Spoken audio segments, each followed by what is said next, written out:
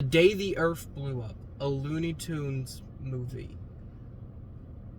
I really enjoyed this. This might be the hardest I've laughed in a movie theater since, honestly, Deadpool and Wolverine. But, this is a better movie than that is because we've had good X-Men and Deadpool movies before that. We have never had a good Looney Tunes movie. Not once. Because they work best in 7-minute short films. Nobody has been able to figure out before this how to make them work in an hour and a half or longer film. And when I say and longer, I mean because Space Jam 2 was almost 2 hours long. And you think this one worked perfectly? Yes, it did everything right. Number one, the problem with a lot of them is that they try to cram too many characters into it. And the reality of the Looney Tunes is it only works when there's 3 of the Looney Tunes characters in it. It only works when there's 3. Think back to any classic Looney Tunes cartoon, there was only 2 or 3 characters. You know? The most you ever get is 3, with the Elmer Fudd, Daffy Duck, and Bugs Bunny shorts. So this does that. There are only 3 Looney Tunes characters that are in this. Okay, so let's go ahead and say, so positives for you were pretty much everything. This movie is relentlessly funny. If I could think back to a film as relentlessly funny as this, the only movie that would pop into my head, weirdly, would be Beavis and Butthead Do America.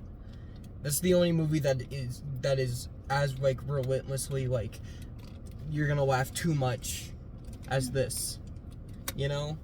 Okay. Which is, it's so weird that's... Okay. You know? Alright. I thought it had a fantastic soundtrack. It had really good, and they were very nicely placed, songs. And it had, it was like a very long Looney Tune short. So yeah, it was very true to what a Looney Tune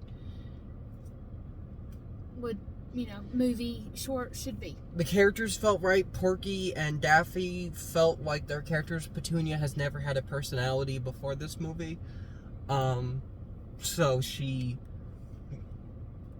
felt like herself, but they could have done anything with her and she would have felt like herself. Okay. Eric Bauza is such a good Daffy. Such a good Daffy. And he's so good in this. Eric Bauza is just so good in this. Bergen as Porky felt a little off compared to performances I've seen him give as Porky in the past.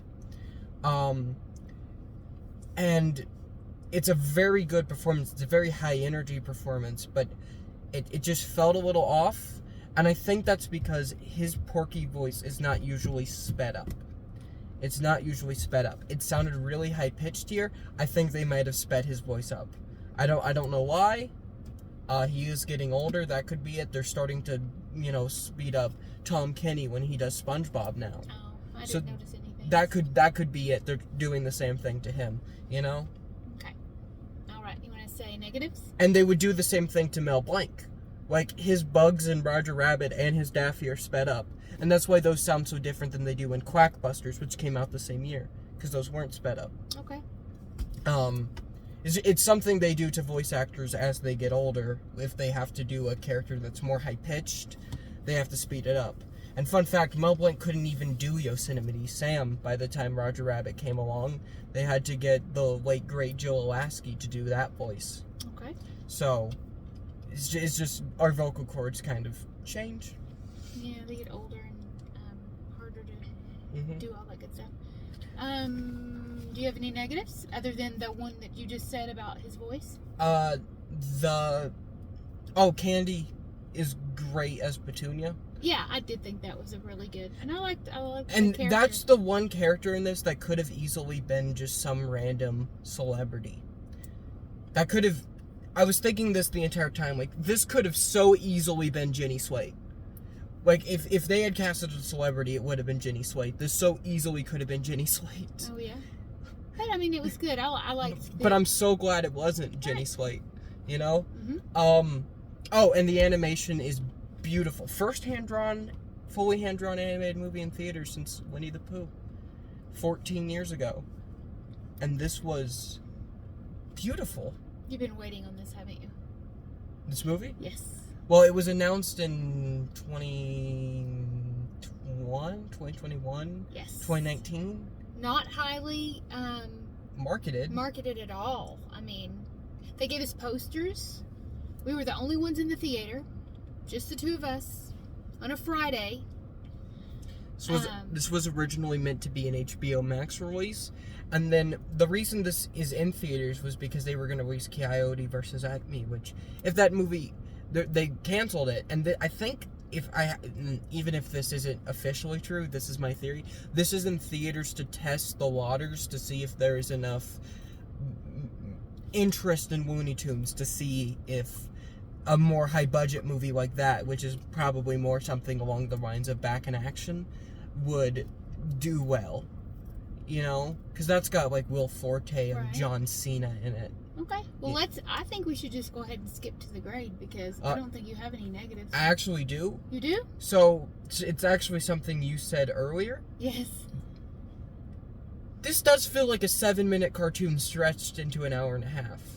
Which I think is fine. I mean, that seems very, you know. Yeah, but...